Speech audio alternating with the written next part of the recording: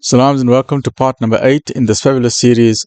This is the Ansari series where we're looking at the life of Dr. Muhammad Fazlur Rahman Ansari, and we're trying to initially understand who is Dr. Fazlur Rahman Ansari. And this is very important because at medical school, when I used to study, and I'm sure you also when you used to study, whether it's at school or at medical school or in your science college, you will find that in any field, you will find some people are top in the field, the academic field. You will find some lecturers are very good, some professors are very good, even in surgery. Like, for example, we had in South Africa, in Cape Town, we had Professor Chris Barnard, who did the first heart transplant. So in any field, whether it's computers or accounting or legal fields, you know that some people are in the top of the field, and it's always good to attend their lectures and to listen to what they've got to say, because they've got a different insight into what it is. So if you are a seeker of knowledge, if you want to learn certain things, then it's always nice to go to the best.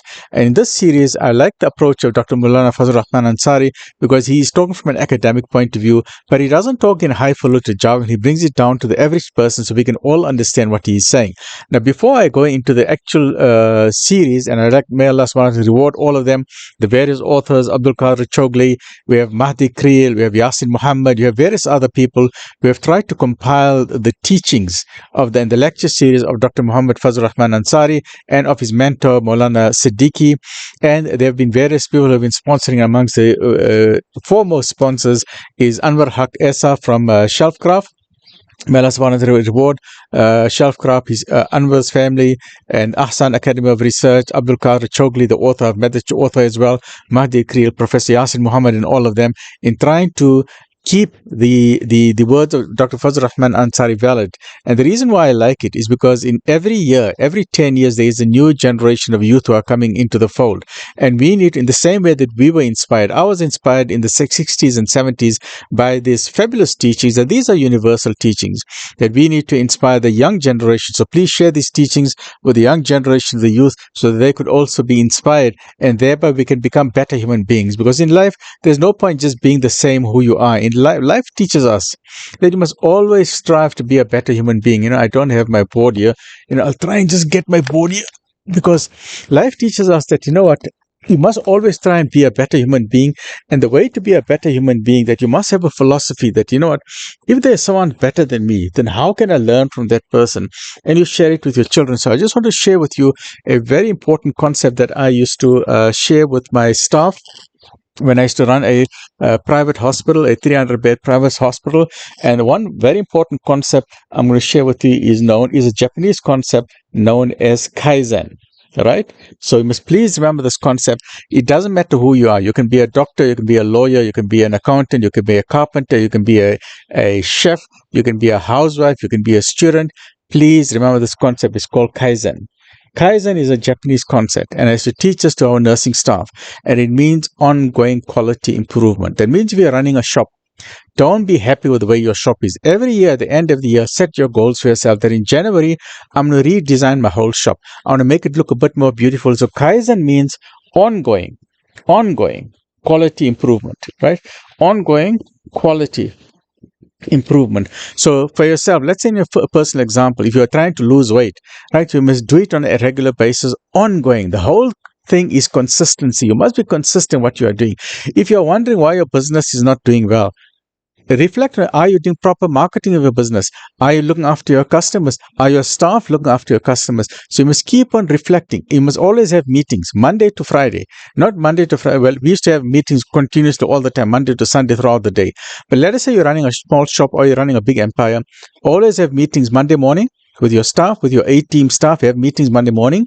Set the goals for the week.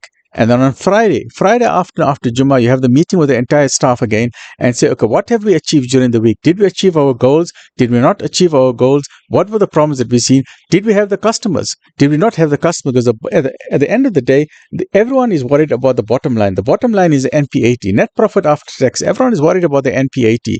So the way to do this is to have the Kaizen philosophy, and the closest that I can come to what the Islamic concept teaches us is known as Ahsan. And Ihsan means that we do everything with, let me just try and wipe this out. Ihsan means we do everything with excellence. We do everything with excellence. So these are the two lessons that let's imbibe it as we listen to the teachers of Maulana Abdul Rahman Ansari, Fazlur Rahman Ansari, and that is quality and excellence. So please teach your children whatever you do. Now, what does Ahsan mean? What does Kaizen mean? Let us say you're a housewife, you're doing your pizza for today. So instead of just making ordinary pizza, do a pizza, put some pineapple slices on it, put some oregano, put some avocado on it, make it look beautiful. Or if you're doing a cake, don't just make an ordinary cake, put some icing on the cake, put some strawberries on the cake, and put the cherry on top. This is called ihsan. That means anything you do, you try and do it with excellence and quality. And this is that's why when we try and surround ourselves with academics, intelligent people, you say, what, that person, I want to learn what he's got to say. And that is why I want to share with you the teacher Muhammad Fazlur Rahman Ansari, and we are trying to see, okay, in what way can we benefit from him? But the only way, and that is why I'm doing the series on Nabi Sallallahu Alaihi Wasallam, the only way to get inspired, or I'm going to say the only way, one of the best ways to get inspired by the life of the Prophet Sallallahu Alaihi Wasallam is by studying his life, studying his seerah. That is why I did a complete seerah on the life of Nabi Sallallahu Alaihi Wasallam. Please watch that series. It's by Martin Links. And inshallah, I want to start another series also called Mustafa, Sirat al-Mustafa, and I want to start with that inshallah. Now, with regard to Fazlur Rahman Ansari, instead of just listening to his talks, initially we try and figure out who is this man. So what I'm doing at the moment is the introduction to this man, to Alim Maulana Siddiqui and Maulana Ansari. Once we know who they are, once we know how did they study, how did they get to that high levels, academic levels, then when we're listening to the lecture, we say, oh, so I don't want you to think that this person is dead and gone.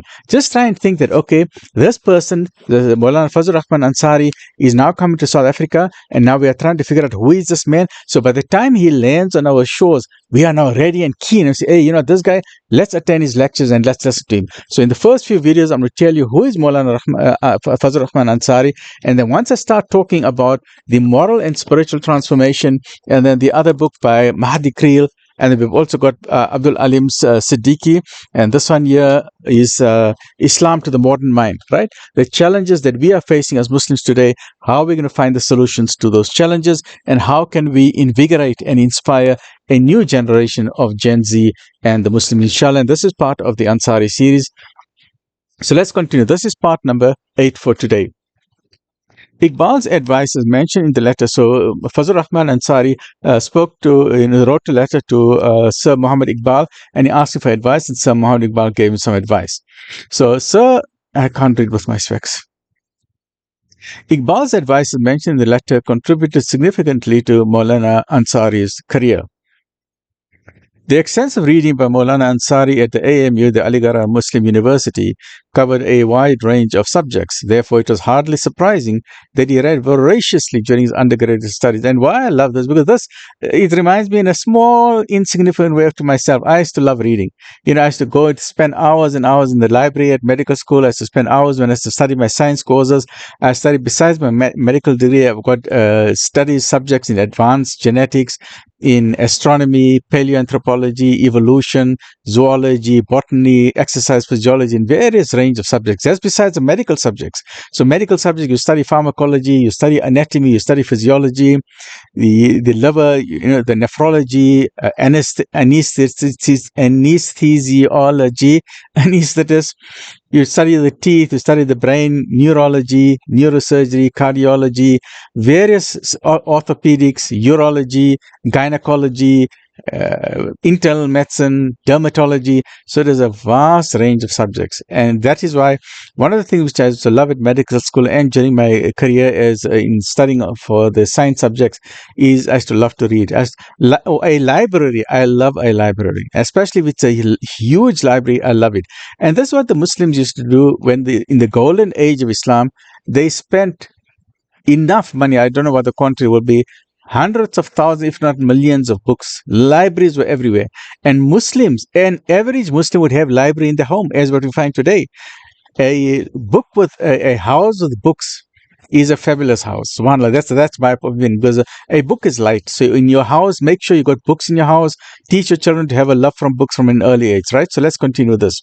So the extensive reading by Maulana Ansari at AMU covered a wide range of subjects. Therefore, it was hardly surprising that he read voraciously during his undergraduate studies. If his publication, The Beacon Light, introduced him as a student of comparative religion, his other book, and I quote, this book is called Muhammad, the Glory of the Ages. I haven't read that book. I must try and get a copy of that book. Expressed his mastery of the Seerah literature and trends in modern scholarship in the field of Islamic. I will just underline this. Muhammad, the Glory of the Ages. I haven't read that book. Because I love to read books about the life of Nabi Sallallahu Alaihi Wasallam. The first time I'm coming across a book called, and this is by Ansari apparently, but Muhammad, the Glory of the Ages. I hope someone can get it for us, or maybe put it up as a free PDF, because knowledge must be shared, must share knowledge throughout the world, right? So viewed in this historical context, Maulana Ansari's scholarly contribution to the life and teachings of the Holy Prophet Muhammad Sallallahu Alaihi Wasallam at a comparatively young age of 20 years must be appreciated. His mastery, by the way, if anyone has a copy of this book, Muhammad, the Glory of the Ages, please send it to me, care of Shelvcraft. Where is it? Care of Shelvcraft. Please send it to me to that address. So I'll try and get it from Anwar himself. So if you got a copy of, or any other book, please make sure that the book doesn't have copyright, because I like to share knowledge. Many times I send emails to try and get approval for copyright, but please, I love to share knowledge. If you want me to share some of your books or knowledge that you've got, especially if it's got no copyright on it, then please let me know. Send it to Shelvcraft, and I will then get the books from him, inshallah. Right? So Maulana Ansari's profound study of the Holy Prophet's Seerah is clearly elaborated in the Quranic Foundations, and that's a 2-volume series of the Quranic Foundations. I don't know if it's raining. I'm hearing a crackling noise. I don't know what's causing that noise. I apologize for that. Maulana Ansari's profound study of the Holy Prophet Sallallahu Alaihi Wasallam's Seerah is clearly elaborated in the Quranic Foundations. His coherent arguments in refuting the Christian-Jewish campaign of vilification and presenting a biographical sketch of the Prophet Sallallahu Alaihi Wasallam based on Western sources illustrates his devotion to the Prophet Sallallahu Alaihi Wasallam. And we must all learn, and please teach your children, your grandchildren, everyone to have a love for Nabi Sallallahu Alaihi Wasallam. And we have a natural love for it, subhanallah. For more than 40 years, Maulana Ansari's writings and lectures focus on an unconditional commitment to the Prophet ﷺ's message derived from the Quran and the Sunnah. References to the Holy Prophet ﷺ are aimed at establishing a special rapport with his great personality and imbuing a believer with traits that are embodied in the beautiful conduct of the greatest man that set foot on the surface of the earth, which is Nabi Sallallahu Alaihi Wasallam. So that brings us at the end of part 8, and we're now looking at part 9, which is in the next episode. Please join me in that episode as we take this series further, that who is Maulana Ansari. Stay well, look after yourself.